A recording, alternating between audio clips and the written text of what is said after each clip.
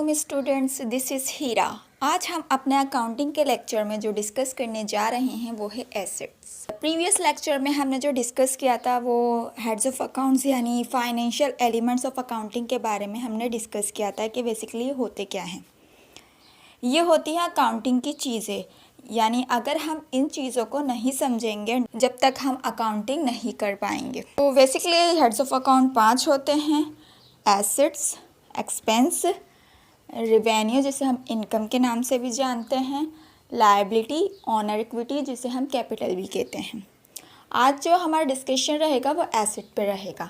What is asset, यानी asset क्या होते हैं। एसेट हर वो चीज़ जिस पर बिजनेस का राइट हो, बिजनेस का हक हो और जिसे बिजनेस कंट्रोल कर सके, उसे हम क्या कहते हैं, एसेट्स कहते हैं। क्या कहा मैंने? हर वो चीज़ जिस पर आपका राइट हो, आपसे मतलब बिजनेस, जिस पर आपका राइट हो और जैसे चाहो आप उसको कंट्रोल कर सके, यानी इस्तेमाल कर सके, यूटिलाइज कर सके, उन सब चीज़ों को हम क्या कहते हैं, एसेट्स कहते हैं। अच्छा, अभी जो एसेट्स हैं ये कारोबार की नौयत पर बेस करते हैं। जिस नौयत का आपका कारोबार होगा उसी हिसाब से उसमें एसेट्स इस्तेमाल किए जाएंगे। ये मैंने मुख्तलिफ़ किस्म के एसेट्स लिखे हैं, जिसमें से पहला है कैश एट हैंड, यानी रनिंग कैश। आपका एक कारोबार है, अब जाहिर सी बात है आपका एक कारोबार है, उसमें कुछ कैश आपने अपने हाथ में भी रखा होगा, अपने हैंड में भी रखा होगा, तो इस कैश पर भी आपका हक है और आप इसे जैसे चाहे कंट्रोल कर सकते हैं, यानी यूज़ कर सकते हैं, इस्तेमाल कर सकते हैं। इसके अलावा है कैश एट बैंक। इसका मतलब है कि आपके कारोबार का बैंक अकाउंट, उसमें भी आपने कुछ पैसा रखा हुआ है और इस पैसे पर भी आपका हक है और आप जैसे चाहे इसको यूटिलाइज़ कर सकते हैं, इस्तेमाल कर सकते हैं, आपका कंट्रोल भी है इस पर। इसी के अलावा जो तीसरा हमारा एसेट है वो है अकाउंट रिसीवेबल। इसको समझना है कि अकाउंट रिसीवेबल क्या होता है। मान लेते हैं कि आपने अपने कस्टमर को कुछ सामान उधार पर बेचा। क्या कहा मैंने कि आपने अपना कुछ सामान अपने कस्टमर को उधार पर बेचा। अब जब जो सामान आपने उधार पर बेचा है, जाहिर सी बात है अब आपसे वो उधार, अब आपने वो उधार अपने कस्टमर से क्या करना है, रिकवर भी तो करना है ना, रिसीव करना है। तो इसी को हम क्या कहते हैं, अकाउंट रिसीवेबल। इसी तरह है नॉट रिसीवेबल। अकाउंट रिसीवेबल और नॉट रिसीवेबल में बस छोटा सा डिफरेंट है। अकाउंट रिसीवेबल जो होता है वो ओरल एग्रीमेंट होता है, जबकि नॉट रिसीवेबल जो होता है वो रिटर्न एग्रीमेंट होता है। अब जो भी सामान आपने अपने कस्टमर को उधार पर दिया है, अब उससे वो पैसा रिसीव करना है, रिकवर करना है, तो इसको हम क्या कहते हैं, अकाउंट रिसीवेबल या not receivable. Account receivable oral agreement है, जबकि नॉट रिसीवेबल रिटर्न एग्रीमेंट है। अब इस पैसे पर यानी इस चीज़ पर भी आपका हक है और आप जैसे चाहे इसको कंट्रोल कर सकते हैं, इस्तेमाल कर सकते हैं, इसलिए ये एसेट है। इसके अलावा सप्लाइज स्टेशनरी। सप्लाइज जिसे हम स्टेशनरी के नाम से भी जानते हैं। बेसिकली स्टेशनरी होती क्या है, copy, pen, pencil, paper, marker, ये सारी जो चीज़ें हैं ना, ये सारी हमारी क्या कहलाती है, स्टेशनरी कहलाती हैं।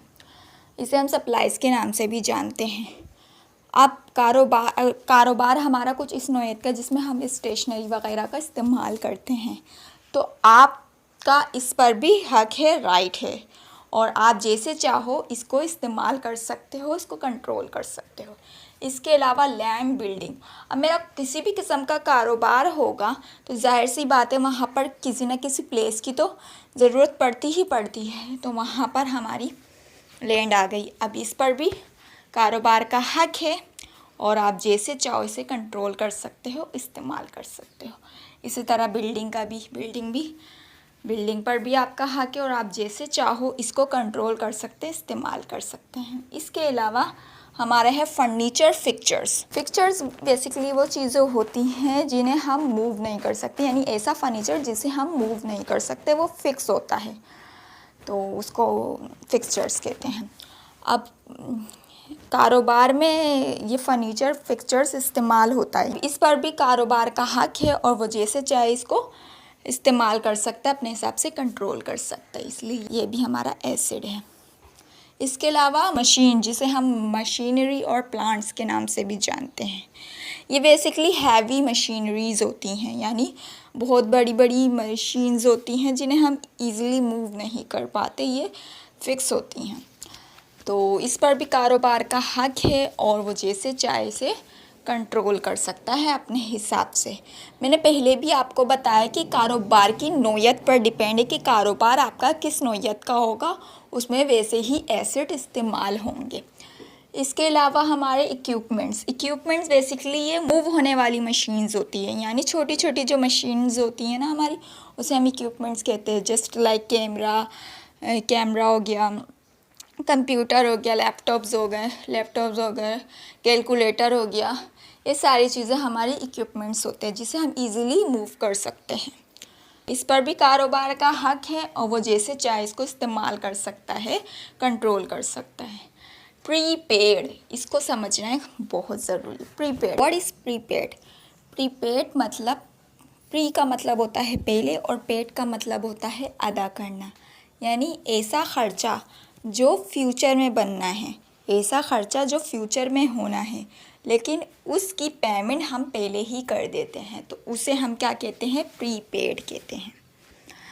अब देखें, आप जो है रेंट वगैरह पर, जब कोई जगह यानी रेंट वगैरह पर आप घर ख़रीदते हैं, घर लेते हैं, तो आप क्या करते हैं, उसमें कुछ एडवांस आप अदा कर देते हैं। वो एडवांस क्या होता है कि जब आप घर खाली कर कर जाते हैं तो वो आपको दोबारा से वापस मिल जाता है। लेकिन यहाँ पर वो बात नहीं हो रही है, यहाँ पर जो बात हो रही है वो थोड़ी सी अलग है। यहाँ पर हो क्या रहा है कि जो पैसा आप पहले दे दोगे ना, वो फ्यूचर में एक्सपेंस आपका हो जाएगा, यानी वो फ्यूचर में एक्सपेंस बन जाएगा, वो आपको दोबारा से मिलेगा नहीं। समझ में आ रही है बात? देखें, मैं इसको एक एग्जाम्पल के ज़रिए समझाती हूँ कि मान लेते हैं आपने एक अपना ऑफिस सेटअप किया जनवरी 1, 2025 में, सही है, और उसकी पेमेंट यानी 3 महीनों की पेमेंट आपने पहले ही कर दी। इसे आपने अभी यूज़ नहीं किया, इस्तेमाल नहीं किया है, लेकिन आपने पहले ही 3 महीनों की पेमेंट कर दी। जनवरी, फरवरी, मार्च 30 तक, यानी मार्च की 30 तारीख तक की पेमेंट आपने पहले ही कर दी। और 1 महीने की जो पेमेंट बनती है ना, यानी 1 महीने की जो पेमेंट है वो कितनी है? 50,000। तो 3 महीनों की पेमेंट कितनी हुई? 1,50,000। अब ये जो 1,50,000 है ना, आपने पहले ही अदा कर दिए। अभी वो आपका खर्चा हुआ नहीं है, लेकिन आपने इसे पहले ही अदा कर दिए, तो इसको हम क्या कहेंगे? प्रीपेड। अब इस पर भी आपका हक है और आप जैसे चाहो इसको कंट्रोल कर सकते हो, तो इसलिए ये हमारा एसिड है। इसके अलावा मर्चेंडाइज इन्वेंट्री। अब ये क्या है? मर्चेंडाइज, जिसे हम गुड्स के नाम से भी जानते हैं। मर्चेंडाइज या गुड्स ऐसा सामान होता है जिसे हम इस नौइयत से लाते हैं, यानी हमारी इंटेंशन उसको ख़रीदने की ये होती है कि हम इसको आगे सेल आउट करेंगे, यानी आगे बेचेंगे, प्रॉफिट मार्जिन रख कर आगे बेचेंगे। तो इसको हम क्या कहते हैं? मर्चेंडाइज। क्या कहा मैंने कि ऐसी अशिया, ऐसी गुड्स जिसमें हमारी सोच ये होती है कि हम इसको आगे बेचेंगे अपना प्रॉफिट मार्जिन रख के, तो इसे हम क्या कहते हैं? मर्चेंडाइज। अब ये इन्वेंट्री क्या होती है? यानी बेचने के बाद जो सामान हमारा बच जाता है उसे हम क्या कहते हैं? Merchandise inventory. यानी मान लेते हैं मैंने 1 लाख का सामान इस इंटेंशन से ख़रीदा, क्या मेरी इंटेंशन इसमें ये है कि मेरा इरादा ये है कि मैं 1 लाख का माल इसलिए मैंने ये ख़रीदा कि मैं इसको आगे सेल आउट करूँगी, ठीक है, आगे बेचूँगी अपना प्रॉफिट मार्जिन रख कर। तो उसमें से मेरा 70,000 का माल तो बिक गया, ठीक है, और 30,000 रुपये का जो माल है वो अब भी मेरे पास मौजूद है। जो ये 30,000 रुपये का माल है ना, जो अब भी मेरे पास मौजूद है, इसी को मैं मर्चेंडाइज इन्वेंट्री कहूँगी। अब इस माल पर भी मेरा हक है और मैं जैसे चाहूँ इसे यूटिलाइज़ कर सकती हूँ, कंट्रोल कर सकती हूँ, इसलिए हम इसको एसेट्स के नाम से जानते हैं। इसके अलावा है व्हीकल्स। व्हीकल्स क्या होते हैं? व्हीकल्स मीन्स गाड़ी वगैरह। अब मान लेते हैं आपका ऑफिस कुछ इस नौइयत का है, मतलब आपका जो कारोबार है कुछ इस नौइयत का जिसमें गाड़ी वगैरह का इस्तेमाल होता है, तो वहाँ पर आपकी गाड़ी वगैरह का यूज़ होगा और इस पर भी आपका हक है और आप जैसे चाहो इसको कंट्रोल कर सकते हो, इस्तेमाल कर सकते हो। ये बात आपने जहन में रखनी है कि आपका कारोबार जिस नौइयत का होगा, जिस किस्म का होगा, उसमें उसी तरह के एसेट आप यूज़ कर रहे होंगे, इस्तेमाल कर रहे होंगे। मान लेते हैं मेरा एक कारोबार है कपड़ों का, मैं वहाँ पर कपड़े ख़रीदती हूँ और बेचती हूँ, तो उसमें मेरा फ़र्स्ट एसेट्स क्या होगा? फ़र्स्ट एसेट्स उसमें होगा दुकान। ज़ाहिर सी बात है, जब मैं कारोबार कर रही हूँ तो फ़र्स्ट एसेट हमारा दुकान है। मान लेती है ये दुकान मेरी ख़ुद की है, कोई किसी रेंट वगैरह पे नहीं है, सही। तो पहला एसेट इसमें हमारा क्या है? दुकान, ठीक है। अब इस पर भी मेरा हक है और मैं जैसे चाहूँ इसे कंट्रोल कर सकती हूँ।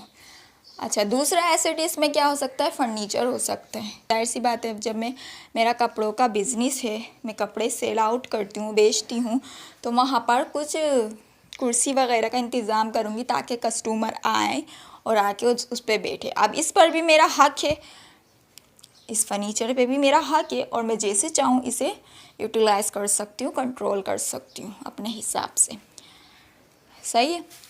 अब दूसरी एग्जांपल लेते हैं, मैं अपनी कोचिंग सेंटर की ले लेती हूँ। उसमें भी हमारा फर्स्ट एसेट जो है, पहला एसेट जो है हमारा प्लेस ही होगी, सही है। तो उस पर भी मेरा हक है और मैं जैसे चाहूँ उसको कंट्रोल कर सकती हूँ। इसके अलावा उसमें दूसरा एसेट वो भी फर्नीचर फिक्चर्स हो सकते हैं, क्योंकि ज़ाहिर सी बात है वहाँ पर वो स्टूडेंट्स पढ़ने के लिए आते हैं तो उनके लिए कुर्सी वगैरह का इंतज़ाम किया जाता है, टेबल कुर्सी चेयर्स वगैरह का इंतज़ाम किया जाता है। तो इस पर भी मेरा हक है और मैं जैसे चाहूँ इसे कंट्रोल कर सकती हूँ। इसके अलावा तीसरा एसेट्स इसमें हो सकता है इक्विपमेंट्स। इक्विपमेंट्स मैंने क्या बताया था? ये मूव होने वाली मशीनरी होती है, यानी मूव हो जिसे हम इजीली मूव कर सकें, यानी छोटी छोटी मशीनें, just like camera, computer, laptop, ये सारी चीज़ें हमारी क्या कहलाती है? इक्विपमेंट्स कहलाती है। मान लेते हैं मैं जो है वहाँ पर कंप्यूटर कोर्सेज़ वगैरह भी कराती हूँ, तो ये कंप्यूटर मेरे ख़ुद के हैं, तो इस पर भी मेरा हक है और मैं जैसे चाहूँ इसे कंट्रोल कर सकती हूँ, ठीक है। अब चौथी चीज़ इसमें क्या हो सकती है? सप्लाईज, जिसे हम स्टेशनरी के नाम से भी जानते हैं, यानी कॉपी, पेन, पेंसिल वगैरह की ज़रूरत पड़ती है और इस पर भी हमारा हक है और हम जैसे चाहे इसको इस्तेमाल कर सकते हैं। अब आप देखें कि जो मैंने दो कारोबार की, दो बिज़नेस की एग्जाम्पल दी, एक कपड़ों की और एक कोचिंग सेंटर की। अब यहाँ पर जो कपड़ों के बिज़नेस में क्या हो रहा है कि प्लेस तो उधर भी यूज़ कर रहे हैं, यानी इस्तेमाल कर रहे हैं, और कोचिंग सेंटर में भी फर्नीचर भी हम कपड़ों के कारोबार में भी यूज़ कर रहे हैं और कोचिंग सेंटर में भी। इसके अलावा जो हमारे इक्विपमेंट्स और सप्लाईज़ हैं ना, वो जस्ट हम कोचिंग सेंटर में यूज़ कर रहे हैं, कपड़ों के बिज़नेस में हम यूज़ नहीं कर रहे। तो इसी तरह एसेट्स, हाँ, ये हमें देखना लाजमी है कि हमारे एसेट, हमारा कारोबार किस नौइयत का है। हमारा कारोबार जैसा होगा हम वहाँ पर उसी तरह के एसेट को क्या कर रहे होंगे? इस्तेमाल कर रहे होंगे। आई थिंक सो मेरी ये बात आपको समझ आई हो। अच्छा, इसके अलावा जो है एसेट जो है ना हमारे दो तरह के होते हैं। एसेट हमारे दो तरह के होते हैं, एक होते हैं करंट एसेट, दूसरे होते हैं नॉन करंट एसेट, जिसे हम फिक्स्ड एसेट भी कहते हैं। और फिक्स एसेट के अंदर भी दो किस्म होती हैं, दो टाइप्स होती हैं। एक होते हैं टेंजिबल नॉन करंट एसेट और एक होते हैं इंटेंजिबल नॉन करंट एसेट। लेकिन ये सारी बातें बात की है, अभी मेरा जो मकसद है आपको आसान से आसान तरीके से अकाउंटिंग को सिखाना। अगर मैं ये सारी चीज़ें आपको समझाने बैठ जाती ना तो आपको समझ नहीं आती, क्योंकि आप अभी फ़र्स्ट टाइम अकाउंटिंग पढ़ रहे हैं और आपको ये सारी चीज़ें मैं अभी आपको समझाने बैठ गई तो आप कंफ्यूज्ड हो जाएंगे। तो इसलिए थोड़ा थोड़ा करके क्लियरली चीज़ों को समझें और इंशाल्लाह जब आपको ये सारी चीज़ें समझ में आने लग जाएंगी तो आगे भी आपके लिए कोई मुश्किल नहीं होगी, ठीक है। तो वो चीज़ें भी हम करेंगे, लेकिन आगे जब उसकी ज़रूरत पड़ेगी। आई थिंक सो आपको ये लेक्चर अच्छा लगा होगा। मिलते हैं हम अपने नेक्स्ट लेक्चर लाइबिलिटी के साथ। जब तक के लिए टेक केयर, अल्लाह हाफिज़।